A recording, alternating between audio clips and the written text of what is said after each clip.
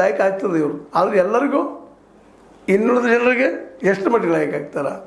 ನಿರುದ್ಯೋಗ ಸಲುವಾಗಿ ಒಂದೇನೋ ಪಾಯಿಂಟ್ ಇಟ್ಕೊಂಡಿದ್ದಾರೆ, ಒಳ್ಳೆಯ ಪಾಯಿಂಟ್ ಅದ. ಆದರೆ ಎಷ್ಟು ಜನ ನಿರುದ್ಯೋಗಿಗಳು ಬೆನ್ನತ್ತಾರಪ್ಪ ಇವರಿಗೆ ಅನ್ನುವಂಥ ಒಂದು ದೊಡ್ಡ ಪ್ರಶ್ನೆ ಅದ.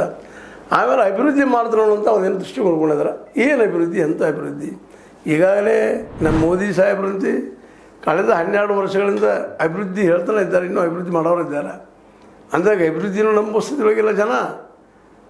ಅದೇ ಕಾಲಕ್ಕೆ ಅಭಿವೃದ್ಧಿಯ ಜೊತೆಗೆ ಈಗ ಹೇಳಿದ್ದೆ ಜಸ್ಟ್ ನಿಮಗೆ, ಈ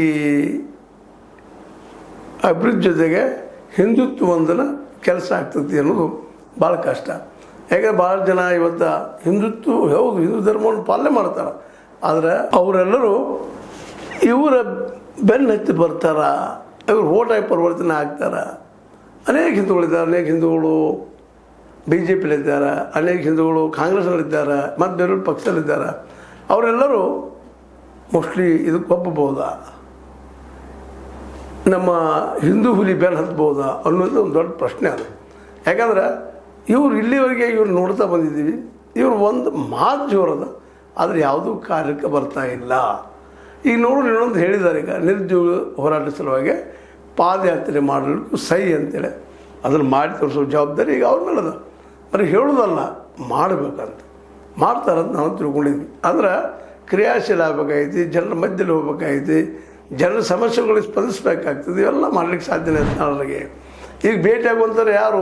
ಎಲೈಟ್ ಪೀಪಲ್, ಮಧ್ಯಮ ವರ್ಗದ ಮೇಲಿನ ಜನ ಇವ್ರು ಭೇಟಿ ಆಗ್ತಾರೆ. ನಿಜವಾದ ವೋಟರ್ಸ್ ಬೇರೆನೇ ಇರ್ತಾರೆ. ಅವರು ಬಡತನದಲ್ಲಿ ಒದ್ದಾಡ್ತಿರ್ತಾರೆ. ಅವತ್ತು ಇಷ್ಟೇನೋ ಒಂದು 500 ಸಿಕ್ತು, 200 ಸಿಕ್ತು ಓಟ್ ಹಾಕ್ತಾರೆ. ಸಿಗದಿದ್ದು ಹಂಗೆ ಬಂದ್ಬಿಡುವಂಥ ಅನೇಕ ಜನರು ಇದ್ದಾರೆ. ಇವೆಲ್ಲ ನೆಲೆಗಟ್ಟಿನಲ್ಲೇ ಇವತ್ತು ನಾವು ಯತ್ನಾಳರು ಹಲವು ಸುತ್ತಿನ ಚಿಂತನೆಗಳನ್ನು ಮಾಡಬೇಕಾಗಿದೆ. ಮತ್ತು ಇವರಿಗೆ ಮುಖ್ಯವಾಗಿ ಇವ್ರ ಜೊತೆಗಾರರು ಯಾರು ಅನ್ನೋದನ್ನು ಇವತ್ತು ಹೇಳಬೇಕಾಗಿದೆ. ಒಂದೆರಡು ಪಕ್ಷ ಕಟ್ಟುವುದಾದ್ರೆ ಯಾರು ಇದ್ದಾರಪ್ಪ ಇವ್ರ ಜೊತೆಗೆ ಅಂತೇಳಿ, ಆಗ ಮಾತ್ರ ಇದು ಇನ್ನಷ್ಟು ಬೆಳಕಿಗೆ ಬರ್ಬೋದು. ಇಲ್ಲಾಂದ್ರೆ ಸುಮ್ಮನೆ ಮಾತಾಡಿ ಬಾಯಿ ಸವಿಸ್ಕೊಂಡು, ನಾಲಿಗೆ ಸವಿಸ್ಕೊಂಡು ಯತ್ನಾಳು ಬಿಡಪ್ಪ ಹಂಗೆ ಮಾತಾಡ್ತಾರೆ ಅವರು ಅನ್ನುವಂಗೆ ಅನಿಸ್ಕೊಳ್ಳೋಗಿಂತ ಮೌನ ಇರೋದು ಭಾಳ ಉತ್ತಮ. ಮತ್ತು ಮೌನ ಇರಲಿಕ್ಕೆ ಅವ್ರಿಗೆ ಆಗ್ತದೆ ನನಗೆ ಗ್ಯಾರಂಟಿನೂ ಇಲ್ಲ. ಯಾಕಂದ್ರೆ ನಿರಂತರ ಮಾತಾಡುವಂಥ ಸ್ವಭಾವದವರು ಅವರು.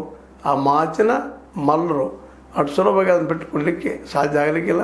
ಏನೋ ಆಗಲಿ, ನಮ್ಮ ಉದ್ದೇಶ ಒಂದು ಯತ್ನಾಳರು ಒಬ್ಬ ನಾಯಕರ ಆಗುವ ಎಲ್ಲ ಸಾಧ್ಯತೆಗಳಿದ್ದಾವೆ. ಒಳ್ಳೆಯ ಭಾಷಣ ಅದ, ಎಲ್ಲ ಅದ, ಒಳ್ಳೆಯ ಒಂದು ಚಿಂತನೆ ಅದ.